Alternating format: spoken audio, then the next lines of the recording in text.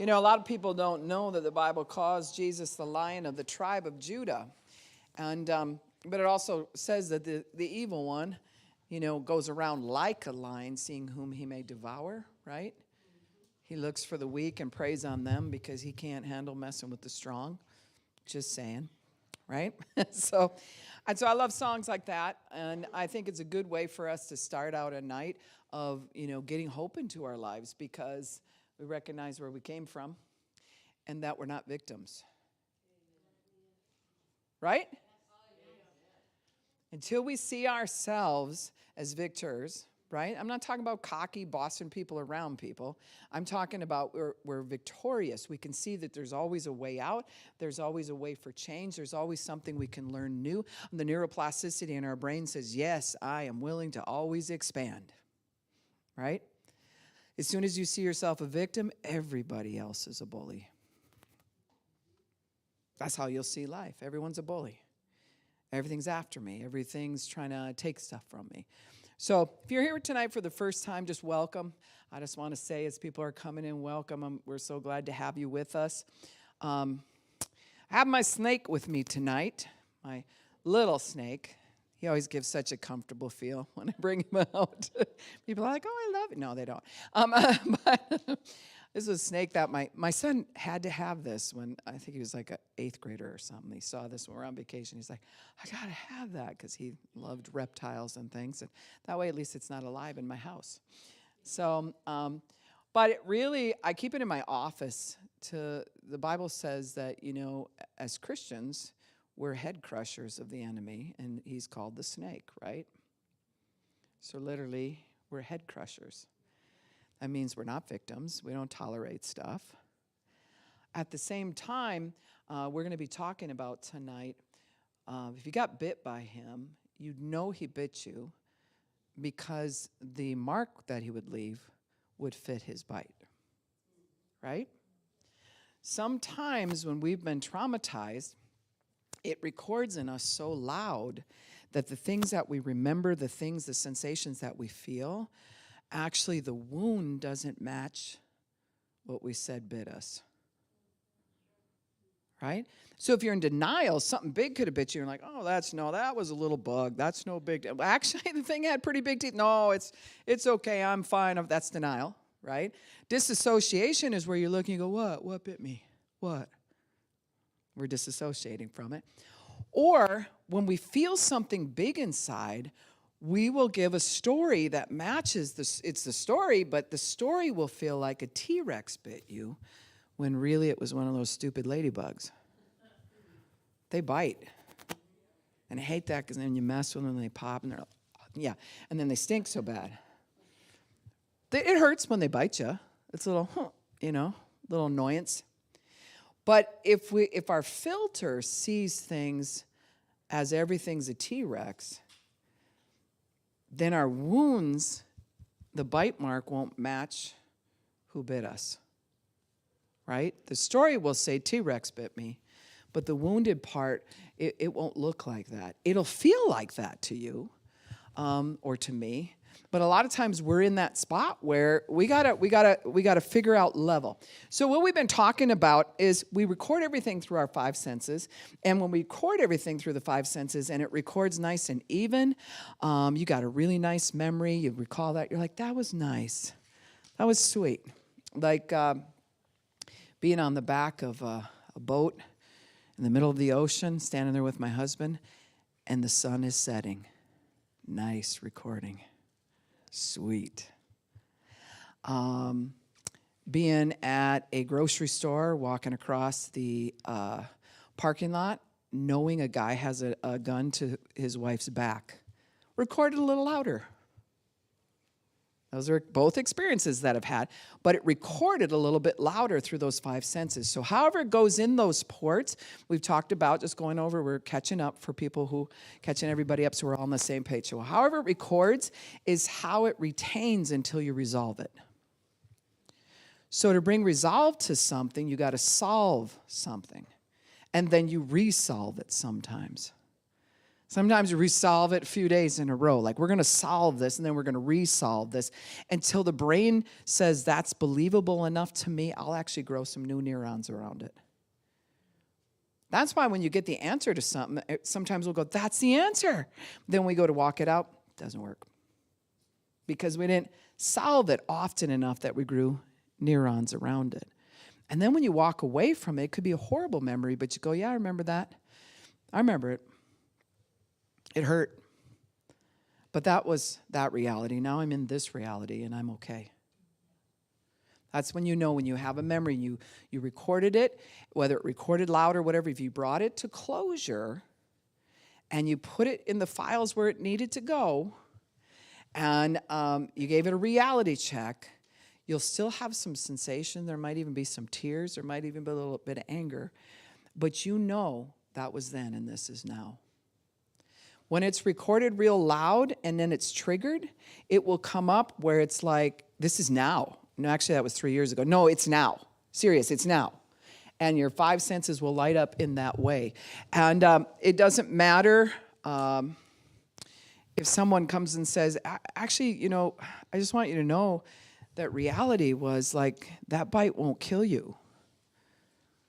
We don't like to hear that when we feel like a T-Rex bit us. But the wound marks don't match his teeth. It just felt like it. Then there's other times, for sure, it was a T-Rex bite. And we recorded it really loud, and rightfully so.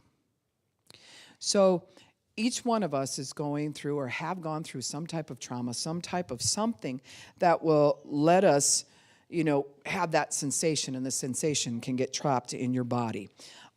So tonight we're going to talk about a subject that gets recorded when we're real young, and that's the subject of abandonment.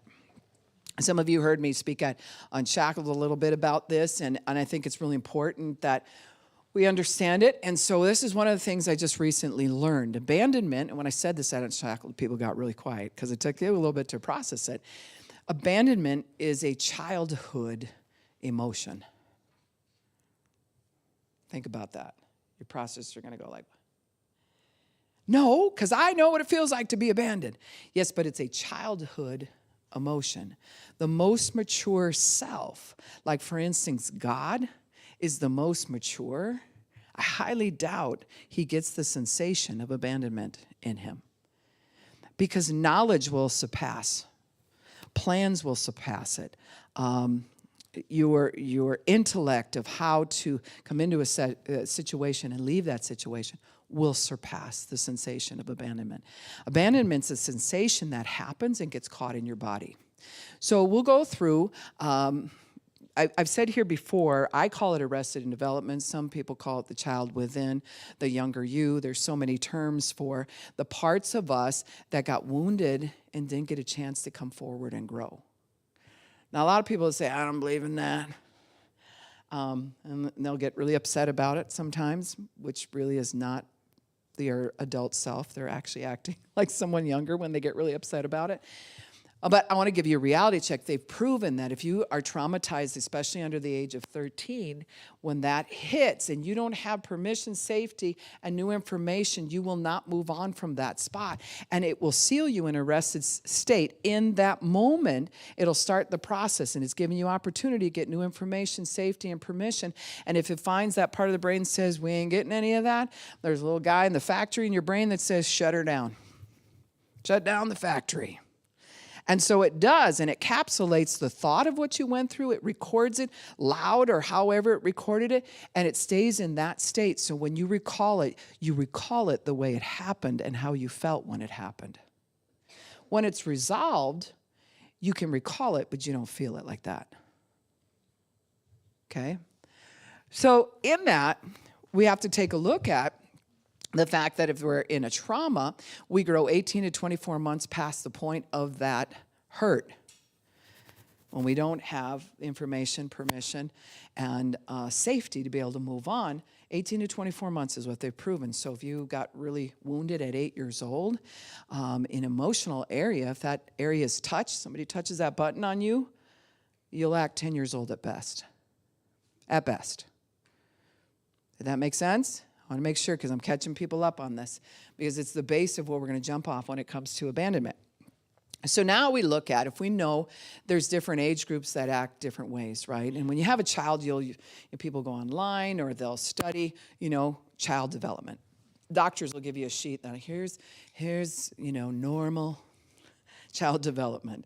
I don't know that anything is normal, but I've always said that it's a setting on a dryer, right? Because we don't all know what normal really is, but they've tracked enough that you should be doing certain things around a certain age, right? That's right. So when you track child development, if you've been around children at all, and I've been around a ton of kids with everything that I've done over the years, what we know is just by watching their different developmental stages, you can now peg if you were arrested in development just by knowing those developmental stages. So you first have to know what it looked like to know that if you have that sensation right now. So like bringing this up, for instance, you say something to your husband and he gets really ticked off, slams the door, starts the truck, blares the music, and then tears off down the road 100 miles an hour. We'll say, that's an adult man who's angry. No. That's an adult man acting like a child. No different than a woman who is like, fine then, and she throws the dishes across the room and shatters them. You're like, that's not an adult behavior. But when we're adults say, well, I was angry. Let your toddler do that then. Why are you disciplining them? They're angry. See, we have a double standard, don't we? That's because our reaction to a situation is not at the most mature spot of where we're supposed to be. There's an arrestment there that gives us permission to throw the dishes or slam the door or kick the dog on the way out, right? There's something that gives permission to do that. And it's not your most adult self.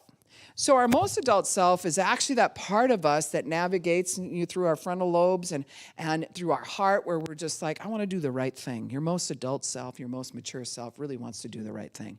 Your most immature self does not. Doesn't care as much. Is all about its own feelings.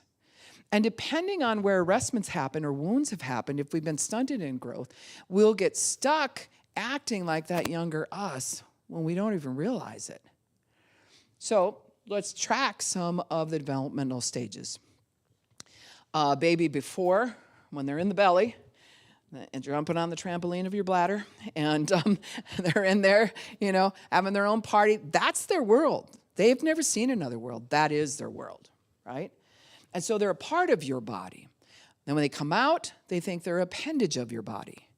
So we carry them on our hip, and we got them on our front, and put them in the backpack. Whatever it is, they're a part of our body, and all they've ever known is being in the body, and so now I guess we're okay being on the outside of the body.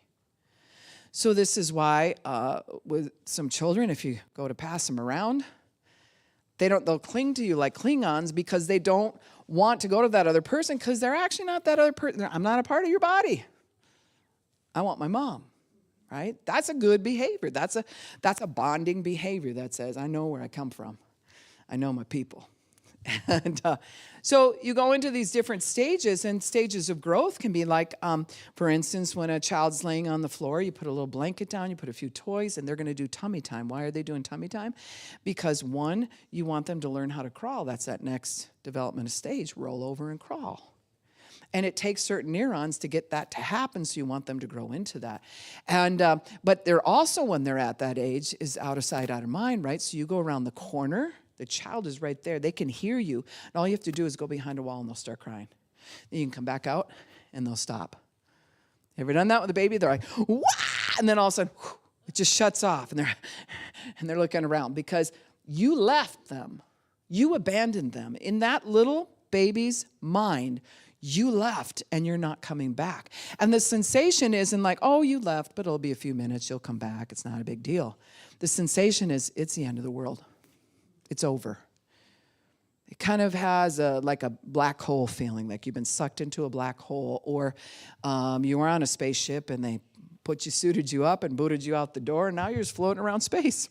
And they waved to you and you ain't getting back. It's a really desperate feeling. And the baby has a really desperate feeling. And if you were left a lot like that, not being comforted, not being trained about how to let go or to trust that mom's coming back or dad's coming back, you're going to end up with a sensation in your body. It's a childhood sensation. But that sensation is like that black hole feeling, end of the earth feeling. Hate that feeling. See? None of us like that feeling. Especially when you're an adult. It doesn't mix with your adult self. You're like, why am I feeling like I'm going to personally die right now?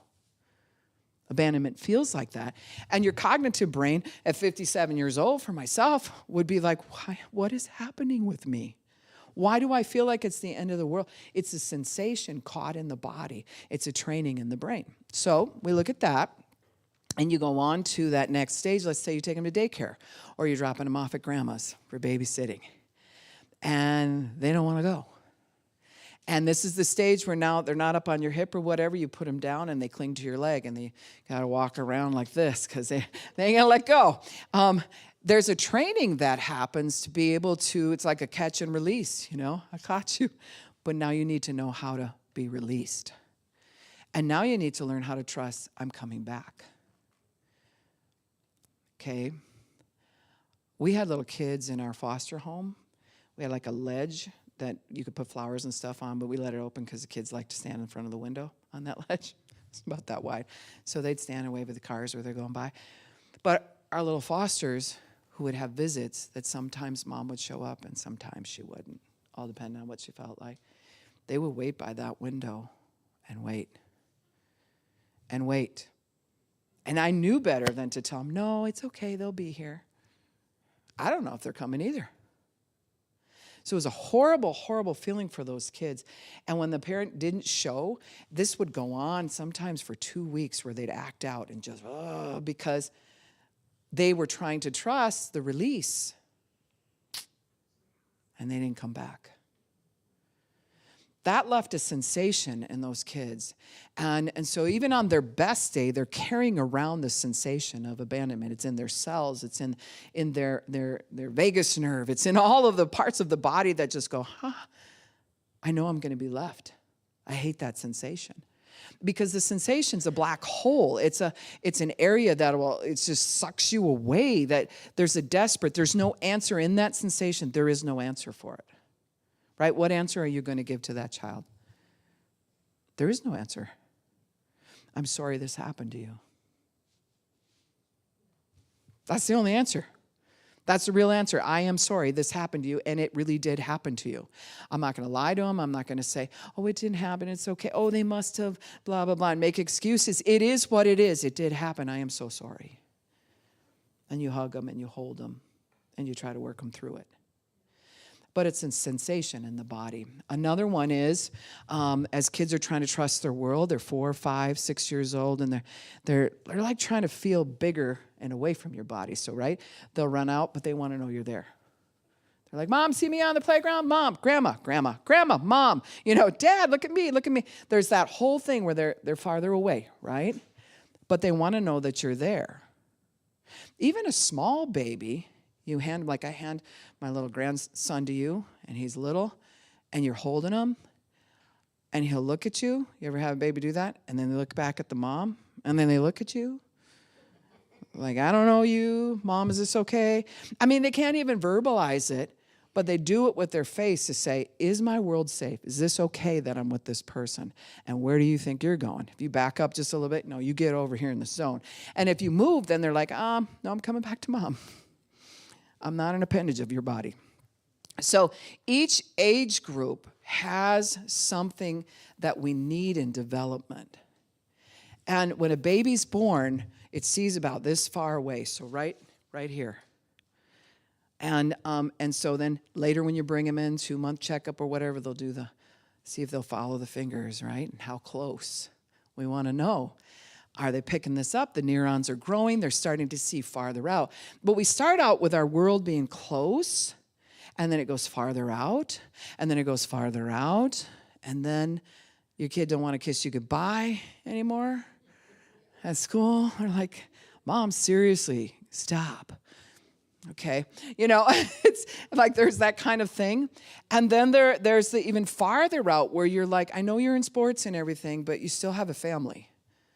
Could you rein it in a little bit and show up for a meal? Because there's so many activities and things that are going on. They need to know that you are there for them. But the average teenager gets a 2.5-minute conversation with their parents every day.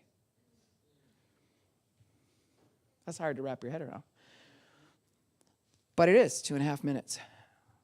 And so now you went from all these different stages, and each thing produced that sensation. Under the age of 13, you're missing 2 chemicals in your brain, one very strong chemical and one smaller one that supports that. And when that chemical kicks in, it says, hey, I can start problem solving too. That's why when people turn 13, they think they know everything or they know nothing at all, and they bounce between the two. It's horrible. Junior high is like horrible. We don't know who we are, And junior high is devastating to, I'm enough away from my parents now. I'm not a grade schooler anymore. And my friend said she doesn't like me anymore. That's the end of the world. Do you remember that being the end of the world? Or, yeah, I was going out with Bobby. Well, where were you going? I stand in the hallway next to him. You're not going anywhere, right? But I'm going with him. And he just left me for Sarah. And they can't do their schoolwork. They can't function it because it sets that sensation of I'm away from mom, I'm dad, and I'm away from home base. And I am alone in this thing that's going on where people leave me. And if we don't have a problem solve, if they don't learn the skill of problem solving, how to say hello and invite someone in and goodbye and let someone go, the sensation that they had as a small child of abandonment will kick in their body. Now, if it kicks in strong enough after a lot of different events have taken place of abandonment, now here you are as an adult, you're fine, you're just at your job or whatever, and all of a sudden you feel like you can't breathe. I don't know what's happening with me. Maybe you're having a hard time with one of the projects they gave you at work. Well, what does that have to do with the panic attack? I feel like if I screw up, I'm going to lose this job. People are going to hate me. I'm going to be pushed away. My family members are going to think, what's wrong with you? Why can't you? And all of a sudden, the conversation that comes up in your head and your heart is all about abandonment. But the abandonment sensation happens in your body first, almost always. You'll just get that rush of ooh. And then your brain goes into, I've figured this out. Why am I feeling the way that I'm feeling? Right? So, this is what type of abandonment happens to a lot of people, and that is where we're with somebody, but they're not there. You're with somebody, and they're not there. So one of the things they did, and I just went through a study on this, and then I studied it somewhere else also, and the example I'm going to give you, we also did this to my dog. So what they did is they had a baby laying in a crib. Few babies, I'm sure they practiced on doing this, where mom comes up, how you doing? Oh my gosh, you do all that, and they're like, oh, and they light up because you're hitting their 5 senses with as much power as you can, and that's what grows their neurons.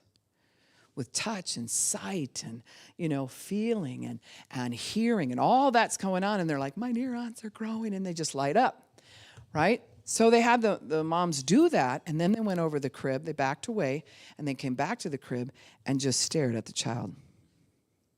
Don't breathe. Try not to blink. No affect. Don't send any emotion to the child, no matter what they do. And it was interesting. The one actually showed a video. It wasn't the course I just took, but it was a different one. They showed a video of the baby starts to flip their head like this. And their little arms are flailing, but it's not the same as when they're excited. They kind of do, legs are going at the same time, and there's this motion. All of a sudden, it was like, I can't process. The brain's going, I can't process.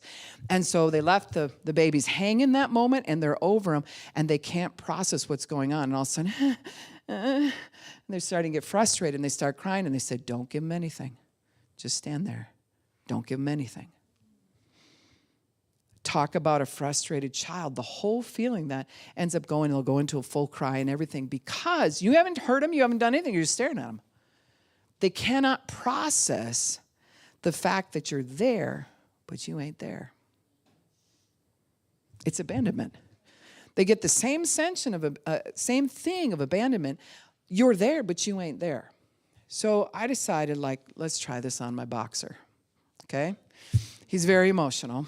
I mean, we raised some blue tick hounds and stuff, but we got this boxer that's getting older, and he's very much in love with Vern. When Vern's gone, he cries half the day. It drives me on the wall. But, and I'll be like, Jax, what do you need? And he's like, roar, roar, roar, roar, and he talks. Vern talks to him, and he talks back. It's kind of alien-like, but he does. And then, if Vern sings, he'll put his head back, and he'll sing with them. He does all that. So he goes through this whole routine. We've done this before with our poodle. When I tried this, we went through a whole routine of just being emotional with him and then just stared at him. Just all of a sudden just went, and don't move. You can't move. You try not to breathe. You're giving him nothing. Your emotional state says, I'm giving you nothing. Because you can do that, I could stand next to you, solid like this, and emanate love towards you, and you'd feel it. But I also can stand here and give you nothing, and you're like, what is that? You're like, what? What is that person problem? Because it's a nothing zone.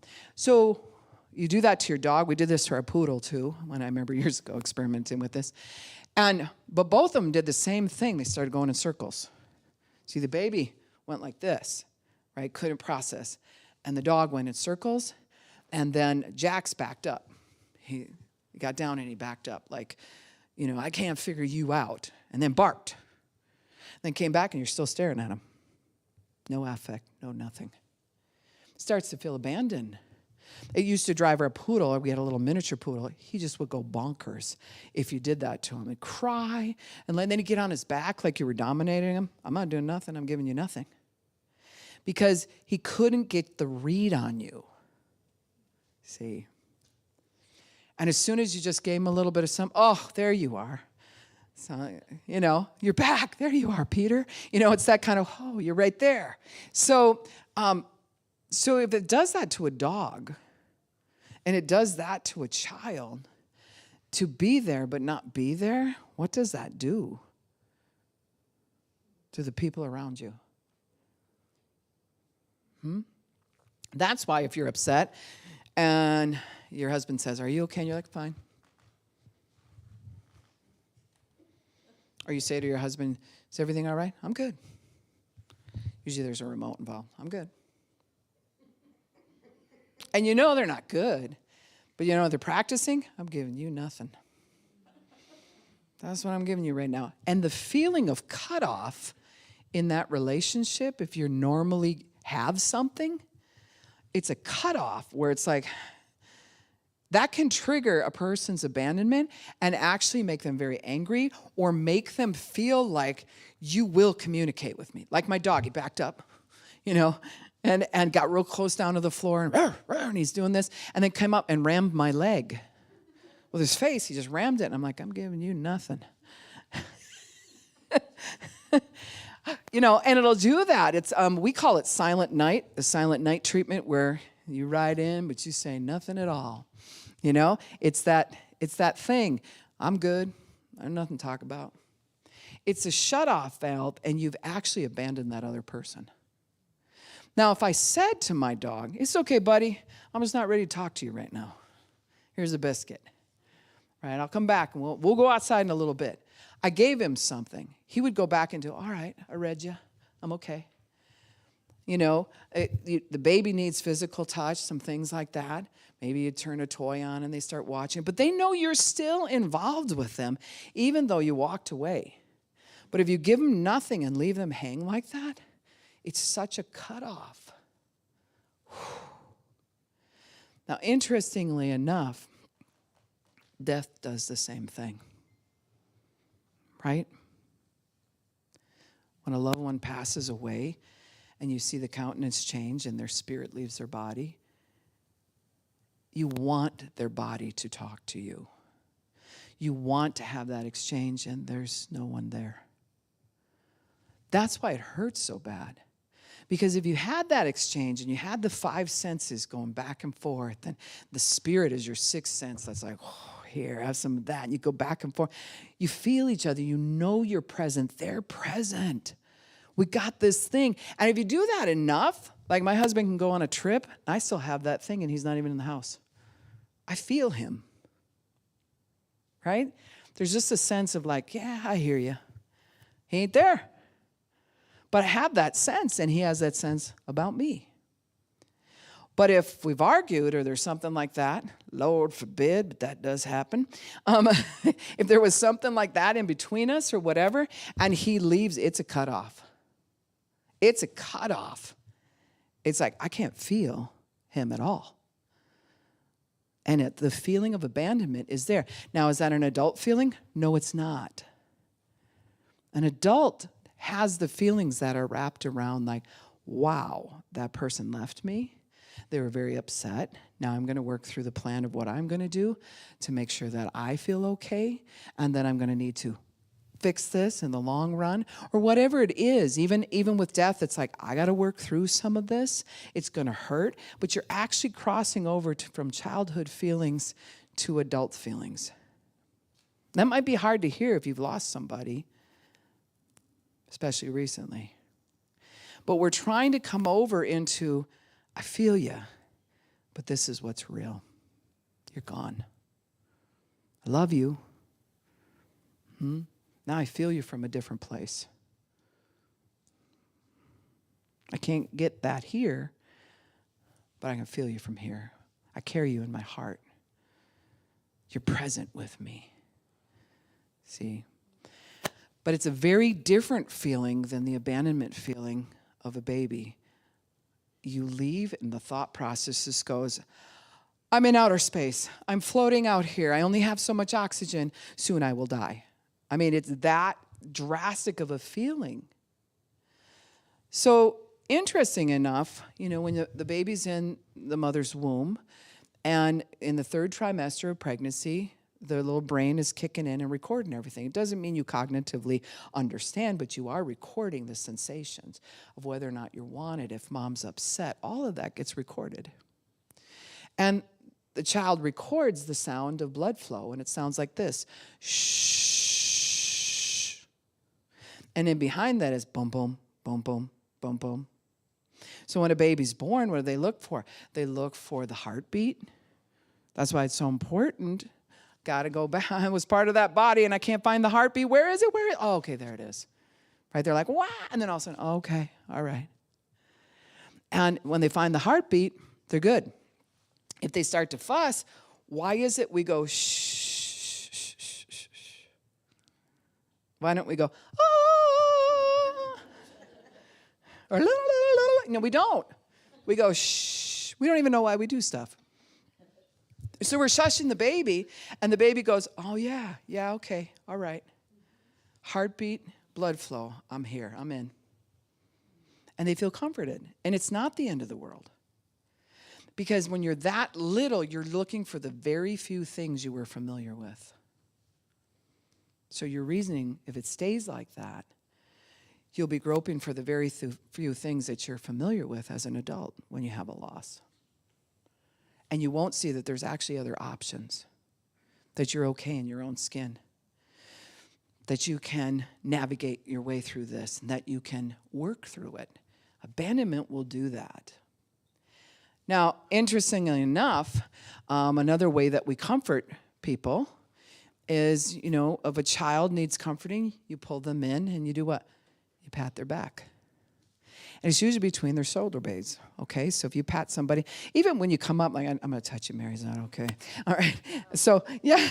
So so sometimes we'll be like, it's all right. And we automatically just rub this area. We're like, are you okay?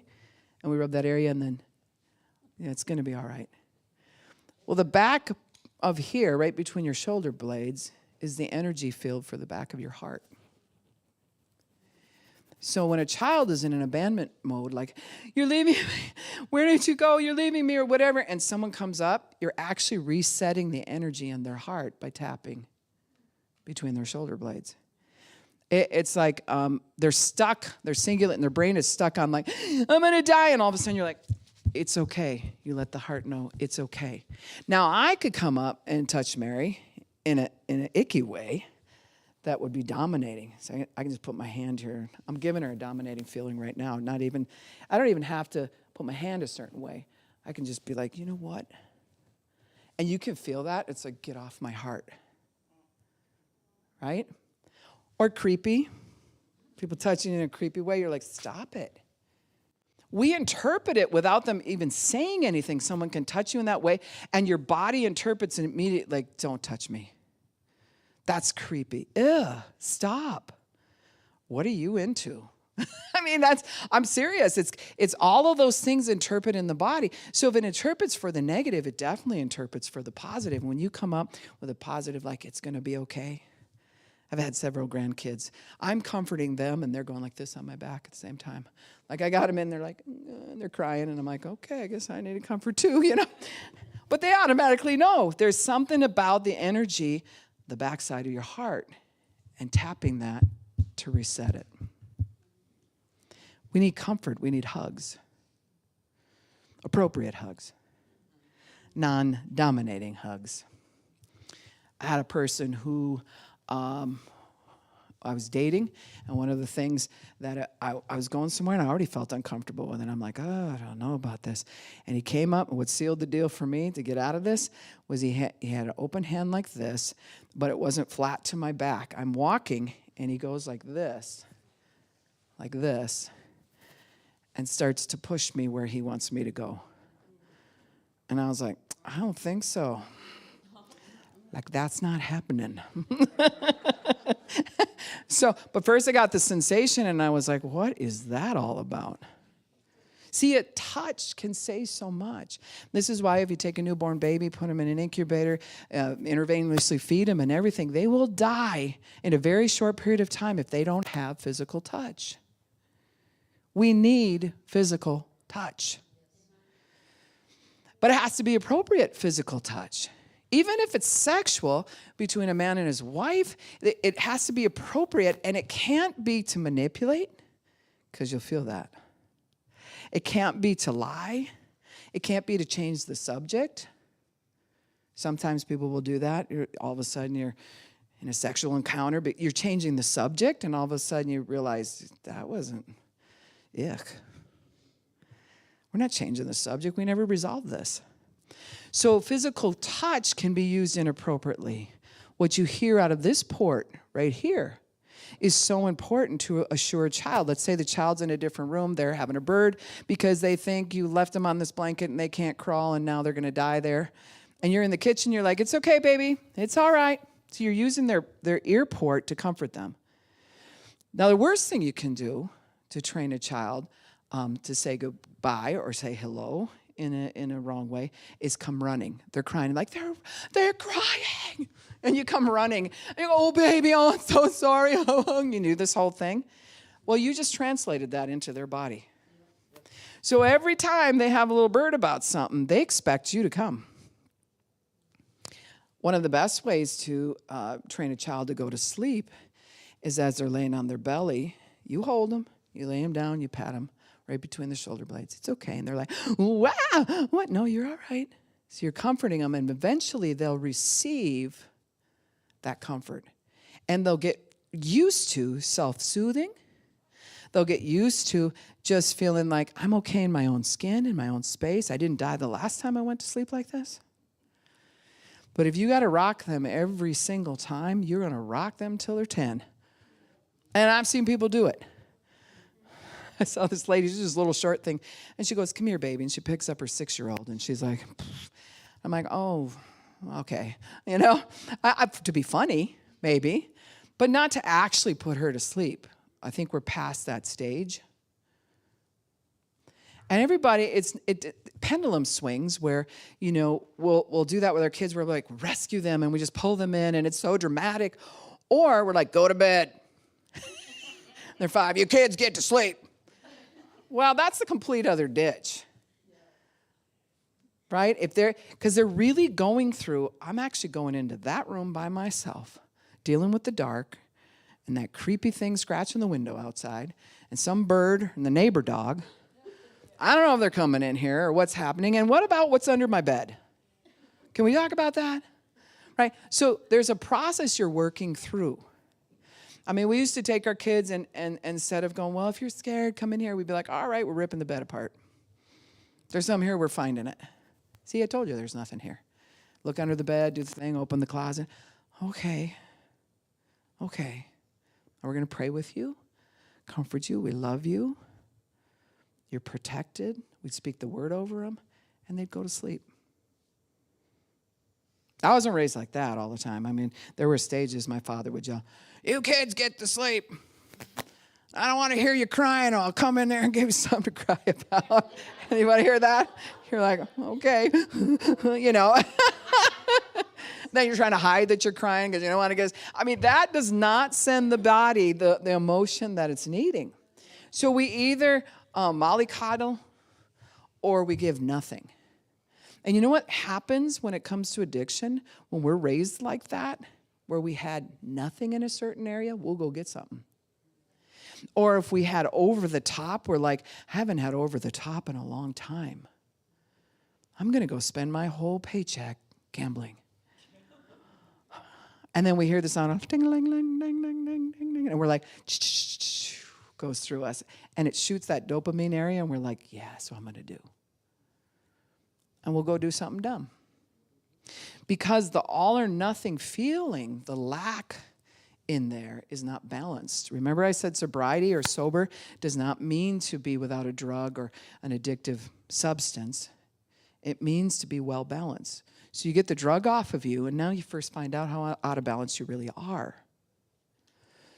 So you might be sitting here tonight and go, I'm not a heroin addict, and I don't smoke pot, and so I'm not even in this zone. You might have a different drug. You get the drug of beating yourself up off of you, and all of a sudden you say, I'm not doing that anymore. You'll find out how out of balance you really are. The poor relationship you're in where you're codependent and you're enabling everything, get that off of you, all of a sudden you'll see, oh, I am really out of balance.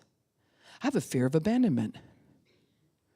I have a fear of rejection, which is attached to abandonment. I have a fear of shame. I hate when people are with me, but they're not here. So even in grieving, if a person, it's a difference between finding out, your son died at war, and they bring the body home, and you grieve that. You clearly can see he's gone. There's a difference between that and a POW. You don't know. Prisoner of war could be alive. We don't know. How do you grieve that? Right? So you come in and out of waves of that is what happens. And so sometimes we're in relationships where we're POWs. You're captured in something where you're grieving and then you stop and then you grieve again. Well, I guess, no, it's going to work. No, it's not going to work. Yes, it is going to work. No, it's not going to. That's hard. But you'll only live in that state so long, and all of a sudden it'll be somebody's got to call it. He's gone. She's gone. It's over. Rather than we got to investigate what's going on, why the in and outs are happening. Does that make sense? So caught in our body is the sensation of abandonment. Now, if you're in the rescue field, if you're a nurse, if you, I don't know, anything from coming and caretaking someone, if you are a hospice caretaker, any of those kinds of things, there's going to be a suddenly eventually. It's going to happen. And you can go right to your training. Boom, I went right to my training. I went there, rescued. That's what I did. My training happened. Man, I remember the part where it's just like doing CPR on somebody. All right, did the training, going to do it. It just happens. The aftermath, though, is any feelings of abandonment, any feelings of loss, or the feelings you read on the family members that were there. You may have taken in their feelings like a sponge. Now I'm grieving for the person, but I'm grieving for you that you're grieving. And you, and the little boy, and whoever else was involved. I'm just grieving for the whole thing. That's a lot of grieving, isn't it? There's a difference between sympathy and empathy. And I want you to kind of sort this out. If I'm going to have sympathy and I say, oh, I'm sorry that happened to you. I really am. I'm sorry that happened to you. But empathy says, I feel what you're feeling and I hurt with you. Like I hurt with you. The same way I can touch someone's back and send a feeling of love or comfort, I can also be grieving and transfer that to someone else. Now I have your grief and my grief and everybody's grief around me. And some of us are carriers of the grief because that's part of our caretaking. We pick it up. We're like, well, we're responsible. We were at the scene. This is how our family is, so I'm going to grieve for everybody involved. Or it feels like you're unloyal or dumb or, you're just mean. No, but I can't take on all of your grief and do my grief too. Right? That's a hard one to translate. It's like, Sometimes we're not even aware that we're doing it. That's why, we were near Columbine when the whole Columbine shooting happened, right? And so I counseled some of the kids that came out of there, and then some of our fosters were going to a school near there, and they didn't want to go to school. Nobody wanted to go to school because it was like, well, how do we know our school isn't going to be next? And so there was a whole thing that went with that. But what was really interesting is the kids from that school were grieving, and the kids from other schools started crying and grieving too. They didn't know any of the kids, but they were grieving. And the next town out were grieving. And suddenly there was a mass thing of we got to counsel everybody, even though it didn't happen to them. Now, for them to be cold and be like, that didn't happen at our school, I don't have a problem. They're just going to have to get over it on their own. Well, no, we don't want to be in that ditch.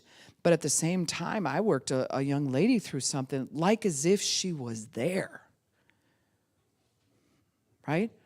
Her story of trauma and her bite wound didn't match. She took on someone else's stuff, and it became a T-Rex rather than a rattlesnake, or a T-Rex rather than a ladybug or a squirrel. So our surroundings, we're very porous. We record through our five senses. And so, like I said, if you're a nurse or a caretaker or a hospice worker or anything like that, it's interesting what you have to navigate. You have to navigate walking through a situation, being a part of the situation, not taking on the situation, but still being a part of it. Huh? How you navigate that? That's a tough one. And so on a good day, you might walk in and be like, yep, I navigated that. I was self-regulated. I'm good. I'm okay. I did that. And when you're tired and you had too many times of, dealing with something, or you have the flu or something like that, and now you just happen to walk into that next thing and not so much. You walk out of there and you're like, I don't know what I did different, but I seem to be carrying something very heavy. And we were porous to all our surroundings, and we actually took on everybody's, if you want to use the word energy, or their sensation or their feeling. And sometimes as Christians, if we use the word energy, we're like, that's so new age. Except for if I come up this Sunday or this Saturday when we're having church service and I just stand next to you and I don't say nothing, like I did to my dog, and I purposely emanate, don't talk to me. I don't even have to look at you. You're going to want to move away from me. If I have that much power of influence coming off my body, then there's influence in those settings, isn't there? So our body picks it up. So in an abusive relationship, we always look at, let's say the man or the woman, because this happens too, beats up the man. But either way, we'll go, the man beats up the woman, and we're like, oh, the bruises. Oh, my goodness. And we'll go after that part of the storyline, that was the biggest part of the story. But you know what they've proven? The biggest part of the story is everything that led up to that moment. All the condescending comments, all the you're not enough, all of that. Then when the touch came in, it was a touch that drove the feeling home. I've said all this, we've done all this, now feel it full force. See that? That's intense. That's intense. That's the power of influence that we have. The Bible, when you look up the word influence in the dictionary, guess what it means? It means ethereal fluid. So I read that and I was like, well, that's nice. Then I had to look up ethereal fluid. And so that means heavenly fluid. It's supposed to be a heavenly influence that comes off of you. Like when I was suffering cancer and I was in the hospital, and I came out of the operation, went through all that stuff, believing God for healing, and he healed me. That was great, but I wasn't there yet. It was one of the most powerful things that happened to me is when I left that hospital. When the one nurse came in, and she looked around. She was a Christian. She looked around to make sure no one was there. And she leaned over and whispered in my ear, I never want to see you here again. You hear me? You don't come here again. You don't belong here. You're healed. It just went, whoosh. And you don't feel like running a mile at that point, but your body's like, okay, I guess we're leaving the hospital. I mean, it's that. So when you think about it, she came in and she ethereal fluided me. She was like, here's some influence. Woof. So it's great when it comes out us, because if I'm pouring water outward, it would be really hard for you to pour something in, wouldn't it? Like the flows would hit each other. But if I'm pouring it outward and you receive it, wow, praise God, you receive that. But if I got nothing left to pour, my surroundings pours into me. That's a dangerous spot to be in. Can you concur on that? Anybody been in that spot? You're like, I don't know what happened. I just lost it. Right? Your most adult self went right out the window. You're like, I was like 5. Just saying. Kind of threw a fit. And there's times I can remember being in a fetal position on the floor. And I'm not ashamed to share that, because that's where I was at. I came out of abuse. And so when you come out of abuse, you're going to carry some of these abandonment feelings, and they're going to feel way younger than your most adult self. And when you're walking through life, your most adult self, I'm hoping I'm giving that to you right now. My 57-year-old self. Here you go. Have some of that. You don't want me here, though, if I'm going to act like I'm 5. It doesn't match. Your brain's like, what are you doing? Where did that come from, right? And even we learn, 96% of what we learn comes through our eye port. We perceive first. Like for those of you who are here for the first time, you saw me go up there. You kind of did the scanner, a couple more times, scanner again. All right, they're singing some crazy song. All right, now I guess she's going to speak. You've been scanning me. But in those first scans is your perception of me. If it hangs in that perception, that's actually what you'll receive about me. And one person will leave and go, that was really nice. And the next person like, she's weird. I mean, because that's what you picked up. That was your perception. That's how you perceive me in that moment. Abandonment has an effect. If we have childhood sensations in our body, we can be going along. It's crazy. People have described this. They'll be at work, their most professional self. They are their most adult self, and someone says something, and it shoots through the body. And your breathing changes, and you're like, what is going on with me? That's weird, and you try to shake it off. Next thing you know, you're really uptight. Some people go into a panic attack. Some people get angry at the people around them because we're not interpreting what is this thing. Because when you feel your most adult self feels your younger you, we don't like that. We're not proud of our younger you. Nobody is ever like, hey, you want to meet my 4-year-old self? You're on a date. You're like, I thought I'd bring my 4-year-old self with. Did you want to meet her? I mean, she's so cute. Oh my gosh, until she throws a fit, right? But you might want to meet her, right?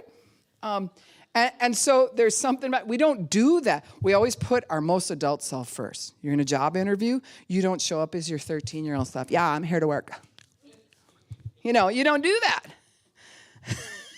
And they ask you questions about the company, you're like, whatever, I don't care, whatever. You're not going to do an interview like you're going to put the best of who you are forward, hoping that your younger self never shows up. And if it showed up before and got you in trouble, you're actually now afraid of you. Some people don't go outside doors because I got to stay home. I got to isolate because if I go outside these doors, my younger self is going to show up. And I can't control it. I cannot control my 4-year-old self. She's so sassy.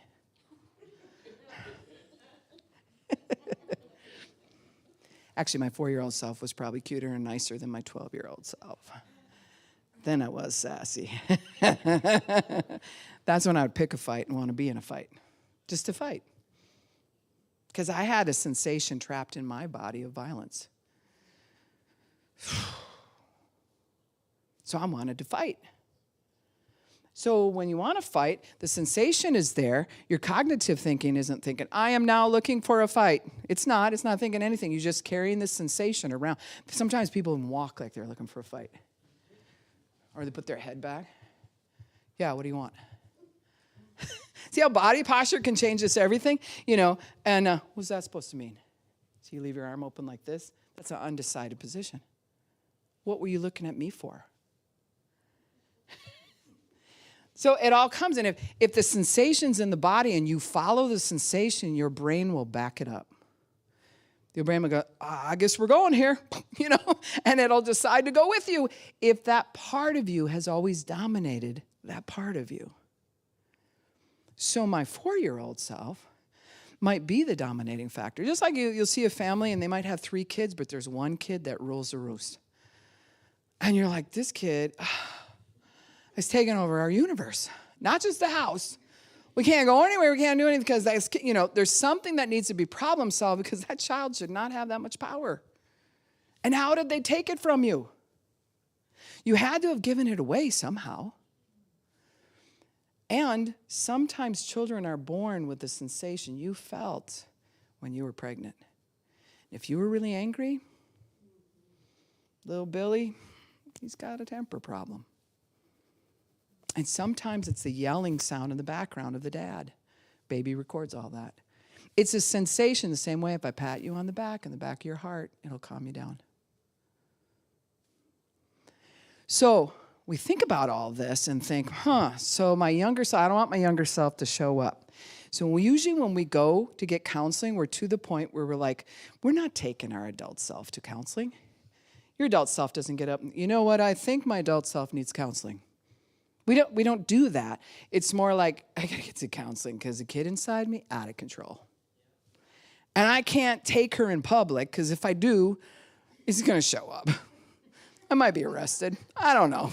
We don't know where this is going to go, right? And so what we do to compensate, we're going to shut down all the ports. I ain't talking. I'm going to go no affect. So I got to go to work. You ask me something very emotional, my voice will respond like this because I am now in control. I will not let the child in me out because if she comes out, it's going to be bad. Or no affect. And if you do no affect long enough, you actually won't feel. You just won't feel. Which is kind of scary because if you study serial killers, because I know everyone does, I have. I like to know the psyche of people. A lot of serial killers are not emotional at all. They just get out of bed and have a cup of coffee and going to kill a couple people a day. It's very matter of fact. Their background is usually huge with abandonment, huge with those things. And in order to compensate, they're like, I'm shutting that off. Dangerous zone to be in. Okay, well then I'm letting it go. Dangerous zone to be in.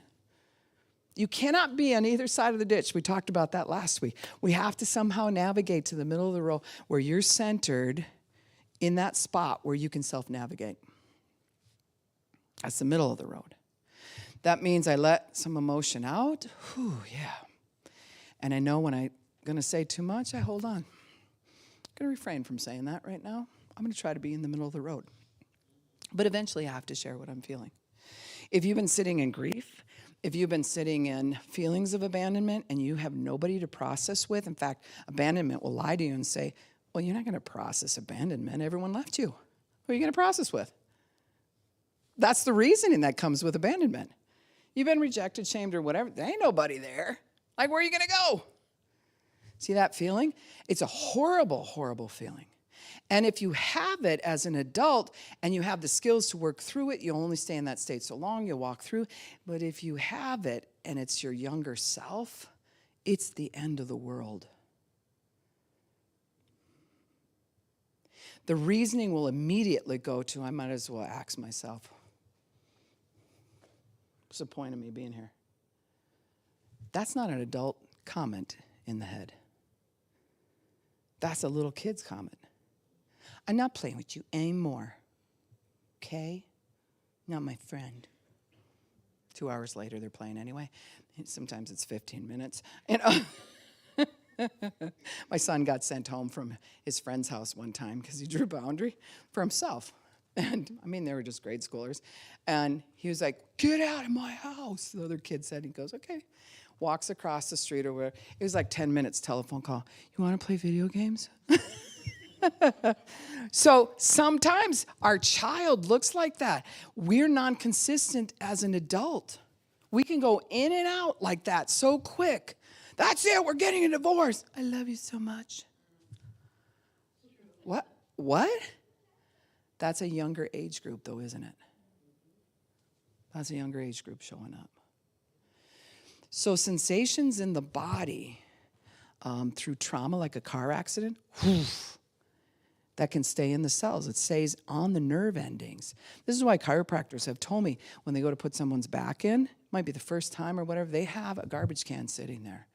Now, how many of you have gone to a chiropractor? It doesn't really hurt. If you got a sore spot, you might go, oh, but in the scale of hurt, it's not a really hurtful thing, you know? And so, but they'll have the garbage can there because when they put the person's back in, all of a sudden the vagus nerve and everything lines up and the sensations that are stored get relived. Not here, in the body, and all of a sudden they'll throw up or start crying and not know why. I had a friend that happened to. She said, I felt so stupid.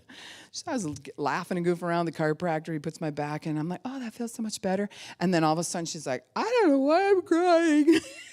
And he just patted her on the back between her shoulder blades. Interesting. And at the same time, she couldn't figure it out, and she was emotional for 2 days. Well, that sensation that happened was trapped in her cells. That's tough stuff. That's why ethereal fluid is heavenly fluid. It's a heavenly influence. You can't conjure that up without God. I'm not heavenly until I've been touched by heaven. In fact, without Christ, I'm a sassy little 4-year-old with a 13-year-old that talks smack all the time, right? I mean, that's a way to. And then what's that next stage? You go into high school. And you don't really need your parents. They're so dumb anyway. They're so stupid. You know? They don't know what they're doing. And it's kind of a thing where you start making vows and promises how you're going to do it so different. I'm just going to move out. I mean, this is ridiculous. Because we're experts on something we've never done. Right? So if you start talking like that, I don't care if it's about your car, your dog, your kid, and you're an expert on something you've never studied, you've never been a part of, or you've never done, that's an arrestment. You come in, I don't know, pastors this church. Look at how they have it set up. It's kind of stupid. Have you ever pastored a church? No. You're an expert on something you've never done. That's an arrested development spot. That's early high school. And isn't it interesting when you go to school, kids play together. Preschool, we drop little Alexandra off. They're like friends, and they go running together, and they're all talking at the table, and it's like they don't care what color, whatever. They just play. And then it starts to divide out late grade school for sure. And all of a sudden, no, we don't hang with you. Starts to happen. And then it divides out even further. Junior high is cruel. Early high school can be really cruel. Interesting enough, though, I've hung out with some seniors, and you're like, what happened? Like you care about people. When did that happen? Because now they're realizing we're about to leave this place. I really don't know what I'm doing with the next stage of my life. I better mature a little bit. If you are stuck in something that you repeat over and over, I don't even care if it's the hairdo. Not that you can't have your high school hairdo, but if you're holding on to your high school hairdo and the clothes that you wore because you want to relive that moment, that's arrested development. I want that cool feeling again. I want that. See? The hard part is this. When you come here, part of giving hope is I'm not really dishing that out to your younger you. The Bible says that the job of a pastor or a teacher is to mature the saints, right? To mature you means I'm going to talk to your most adult self, and we're going to give you some parenting tips. Because guess who's going to parent you? You. I don't parent that kid. Gotta take her everywhere. It's so sick. I took her on vacation, ruined the whole thing. You ever have that? You're like, if I could have left that part of me home, we'd have been all right. But it doesn't work that way. And so if you're taking your younger self, you want to get a babysitter as often as you can. But they don't seem to want to stay with the sitter. They always come with you because where you are, that's where you are. You are your information. Whatever information you have right now is what you're going to problem solve with. You cannot pretend you have different information than what you have presently. And I say that for one part of me that I'm dealing with right now. I'm like, well, at least it's high school. High school is very argumentative. And you can be a really good debater because you have just enough information to be dangerous, but not enough to know. And so when that part comes up, yeah, but, right? Then I know, oh, that is my younger me arguing in my head. Let's go, right? That's what I did with it. I'm like, all right, let's go. Have you ever won an argument with yourself? Means Russ tried, right? He tried to win an argument. I don't care how smart you are not going to win arguing with yourself. You cannot argue your way through into maturity. You can't boss around to stop thinking that. Stop, I just want that to leave me alone. And you tell it, no, leave me. No, you can't do that. The only thing you can do is make a change. I might not be doing that anymore. Honey, we're going to go over here and do this. I don't want to. Sorry. You take that child by the hand and you move in that direction, kicking, right? Screaming, we're going. I use the example at Unshackled of, you're going to cross the street and there's semis going or whatever. If you're a loving parent, you'll grab that 2-year-old by hand and you got a different kind of grip. Not a hurtful grip, but a firm grip that says, we're crossing the street. And we're going. You're not just going to go, let go, are you? Unless you're irresponsible. You're also not going to grab them by their ear and do it. You shouldn't. That's abusive. But that part of you that just says, no, actually, my most adult self says, we're crossing the street, we're going to do it safe. You're coming with me. And you're going to need to grow through this. And there'll be that whole turmoil inside where you don't even like yourself. You're mad at yourself. I don't want to hang out with myself. Sometimes people get drunk and they sit at the bar. You know the posture of the bar, sit because you got to have your elbows out like that. And then you hang. You come up every once in a while for air. So it's just always like that. And you'll sit in there. Sometimes people will argue with themselves.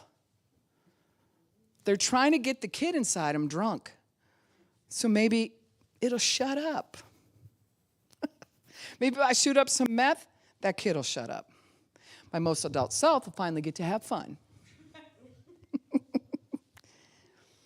No, that's called child abuse. Even when it's the child within you. That's child abuse. Yeah. So kids are really good at changing subjects and baiting you. So a baiting thing where you say something drastic, you'll say something like, I don't know, what is that supposed to mean? When you've already settled something, that's a bait, right? So if I give an answer, we're going to go somewhere with this. And sometimes we get caught in that because we're so afraid of abandonment. We want to resolve it, but we don't want to resolve it. Because if we resolve it, I have to let go of my childish thinking. That's what the scripture talks about it when it says, when I was a child, I acted like a child. And now that I've grown, I let childish things go. Well, what if you don't know what childish things look like? What if you were raised in a home where most people's child was forward and that was normal? Where people out-talk each other. Just stay staring if this is your family. That way we won't know. Where you're at the dinner table and your grandma's sitting there because you can't process everyone talking at the same time. Out-talking each other. Who does that? Kids, when they get off the bus, Mom, Mom, Mom, and they're all talking and go, all right, sure, you got to wrangle them. Okay, you go first. I can't take in all that at the same time. And it's rude to the other person. So it can be something as simple as that, as where we're out talking each other. That's an Arrested Development thing. If the feeling of abandonment, though, is caught, the sensation of it is caught in your body, you can be walking through life and hit a similar thing that maybe happened to you or didn't happen to you when you were younger, and it hits a trigger point inside your physical body, and it'll shoot that sensation, and all of a sudden your head will try to catch up to what you're feeling, and now you feel way younger than your age group. I got to get out of here. Something just happened to me. I got to get out. I can't breathe. I got to. That's not your most adult self. That's something triggering in that younger age group. It's really important, like I said, if you're a caretaker, you come in with your most adult self to take care of that person, even if you're taking care of their younger them. You know? Sometimes you work in hospice, people are in dementia, whatever. It's definitely their youngest them that showed up. It's not their adult self. So it puts a little bit more pressure on your adult self because you can't go into your arrestments to properly take care of them. See it? So what I want you to take from tonight is sensations. And you might think, that's crazy. Test it. Test and see. Test with your dog. Stare at him. Stare at him like we did our dog. I felt sorry for him. I mean, I just stared. I did it. I mean, it's just like, but it's worse if my husband does it because he has a stronger bond with the dog. How do I know that? He doesn't listen to me. I can do all the same things, and he's like, whatever. So sometimes he may be almost late for church because I'm letting him out one more time to go to the bathroom, and I'm like, get in here, Jax, I'm yelling. And all Vern has to do is go, Jax, boom, in the house. I'm like, whatever. Fine. He's clearly his dog. But that dog will check if he's in bed. Now, we happen to have one of those beds that I don't know if we can keep long term. We're going to see how many years we can go. We bought it. It was like a pedestal head. I mean, you got to bring your leg up about that high to get in it. Right? And then I pull the blankets and I pull my big old bod in there. And to get up there. So when Jax is next to it, he's like this high. His nose is just right at the edge. And he'll bump along the side of the bed to see if Vern is in the bed. And if he thinks he's not there, he starts crying. Beautiful when you're trying to sleep. Shut, you're like, he's here. I can say he's here. And Jack, he'll be bumping along the side of the bed and whining. And all Vern has to say, Jax, lay down. Boom, he lays down. My husband's uncle died. Something happened with a tractor or some farm equipment, and they found him out there, passed away, right? And he had a dog that he was very close to. That dog knew he was gone. And he laid on the porch, right, and acted totally different. And when they went to look for the uncle, they looked at the dog and was like, what is his problem? That dog did not eat for days because there was such a bond. There was so much the five senses recorded. That dog recorded facial expression, touch. You know what dogs like? Where's their heart? Right? We usually don't go underneath, but we do. On their side, don't we? Oh, you're a good boy, and you do that, and they like it. But you're hitting that part of their heart. interesting. We got some EMTs here tonight. Interesting when you're saving a life. I know the concept is if you push, it pushes the blood flow out, right? You're trying to get oxygen and stuff to move when someone's doing CPR. But it's just so interesting, the power of your hand on the heart when you're saving a life. And I really believe the desire you have in your heart to save that person is flowing through your hands. Yeah. And it has something to do with actually saving the life. Someone else could be like, I don't know who this is, I don't care, and do that same thing and that person die. But I just believe when there's that intent, like I am going to exude the most ethereal fluid, this heavenly way of thinking in this moment on this heart, live. Right? And I know that doesn't always work, but I do think there's an effect. They can infrared your body and see the energy coming off your hands and the energy coming from between your shoulder blades. And when it goes a blue or a darker look, you're very much depressed between the shoulder blades. And it's really interesting when a person comes up, you're good. I love you so much. You're going to be okay. And they do that between your shoulder blades. Then they infrared it. Thermography lights that area up because you now lit up the vagus nerve, everything in the body just said, yeah, that's what I'm talking about. There's a reason that I'm here. I count for something. So we need that. But grieving does this. No, I'm out. Don't touch me. A lot of times. Grieving will make you go hide like that dog. And then he went out and sat next to the tractor that they had pulled back in there, whatever the equipment was, and he sat there for days. There was an influence between them. This is why if you've lost a loved one, especially if you're married or there's something that's gone on there, even the Bible says that the two have become one. Who is that man that should separate? Because it's a ripping apart of who you are. It's when someone leaves. It's a ripping apart. But we have to learn how to come over into, and we'll be talking about this in the next few weeks, we're coming over into a way of thinking that is not digital, where you don't feel, but it is that thing where I feel, but I'm knowing how to navigate my feelings to bring it to a point where I'm actually going to walk through this thing in an adult way. And if I have a child moment, and I'm in a fetal position on the floor, well, then it happened. But then I'm going to pick myself back up, and I'm going to go after doing something like an adult, right? Your most adult self. If we don't have those skills, though, how can you do something you know nothing of? How can we do something we know nothing of?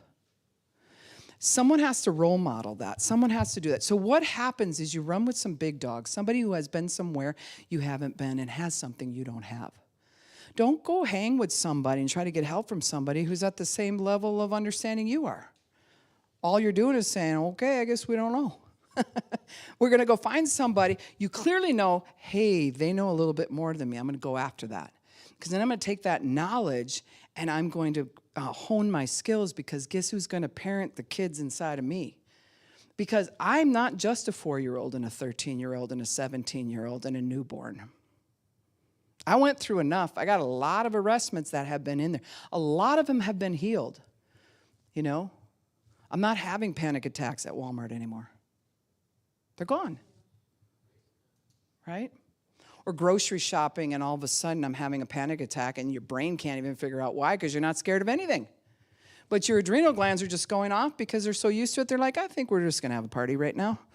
Let's just do that. And you have to just leave your groceries and go home.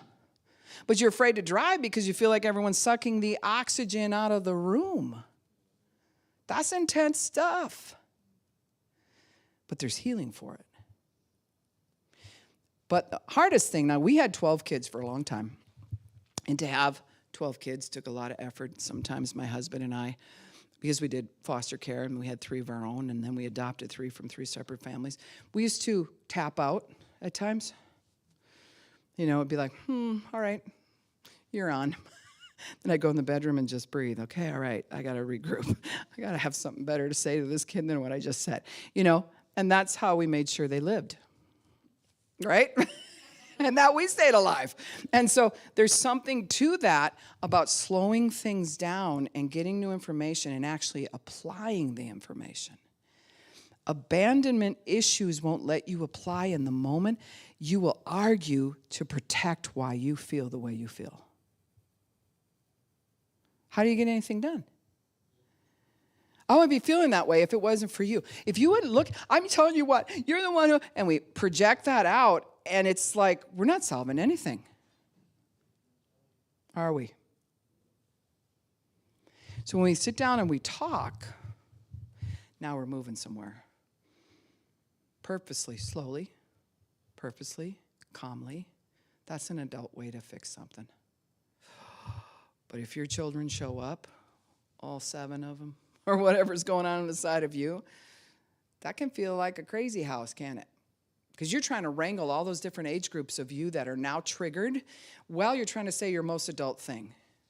And that's when we end up yelling stuff like, shut up. and there's no kids there. It's just you and your significant other. So there's something about that where we have to learn how to navigate. So we're going to learn about abandonment in this sense of how we can be empowered as our adult self, and we can show up with 12 kids. Like my husband and I would open the door, and they just keep piling out, all different colors, different ages, and people at gas stations would be like, and they'd be counting them, standing there, wow, okay, trying to figure out what's going on. But we show up. We took them to Utah. We took them to Grand Canyon. We took them to Disneyland in California. We took those kids. We were in a camper. It was like tight quarters, like we're going to do this thing. 12 of them. You have to get new information to pull something like that off. My most adult self was reading every book I could get my hands on. The Bible was the main one, and principles there, and actually applying them in order to live through that. And we did. And it actually is a very good memory of mine.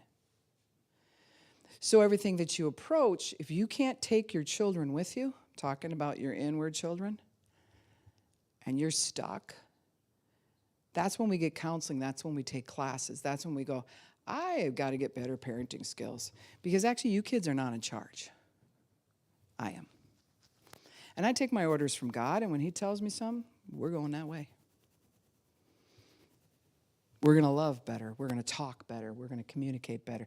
That's what he wants, and we're going that way. Ugh, hard stuff. Let's stand. The other thing I started out by saying, and we'll get more into it next week, is if your emotions say your trauma bite was a T-Rex, and you look back at it and you start to realize, actually, it was a smaller bite, then we have to navigate that too, and we're going to talk about how to do that. And then if you're in disassociative mode or denial mode, and people are pointing out, like you're missing a limb, I'm pretty sure that was a T-Rex, and you're like, oh no, butterfly just landed on my arm. Disassociation. The bite has to match the trauma. If I looked at your arm and this thing bit you, I would know because the bite would match the trauma. Okay? The other one we'll talk about in the future is if you go to discipline the child within you to get yourself to go somewhere, the discipline should match the offense. When you discipline your own children, when you structure your own children, you don't go grandiose big like, you're going to get a beating, you didn't take the garbage out. It's like, what? Okay, that is not, a world offense. Punch your brother in the face, now we got a higher level. So the offense and the discipline should be equal. They shouldn't get away with it, and it shouldn't be over the top. The same way, the bite should match the trauma mark. So for those of you who are in rescue, because I know there's a few of you here tonight, sometimes people working in church are in rescue ministries where we're rescuing people, and you get with somebody and they're hyperventilating. That's because at that moment, don't tell them, oh, that was just a butterfly on your arm. No, because they're hyperventilating because they believe and it either really happened or they feel like a T-Rex is chasing them. So you got to comfort to that point. You got to give reality checks to that point and bring them down and let them realize it's probably not a T-Rex. You're okay. We're here. This is what's really going on. Reality checks.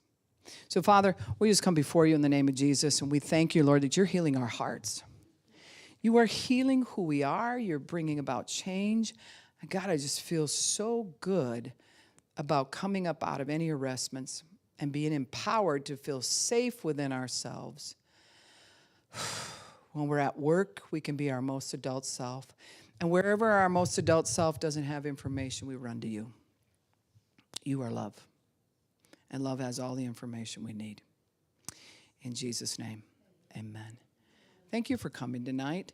I want to let you know, too, if you have questions or you have subjects or something about this that you want dealt with, even if you can't be here next week, it is on live stream, and so you just go to thebridgeoutreach.org. I would love to answer some of those questions. And I'll tell you right now, if I don't know it, I'll look at the camera and say, don't know, because I'm not anybody's superhero. But if I don't know something, trust me, I will go find it. Because if it's bothering you, it's probably bothered me at one time, and I want the answer. All right? Amen. Have a blessed evening.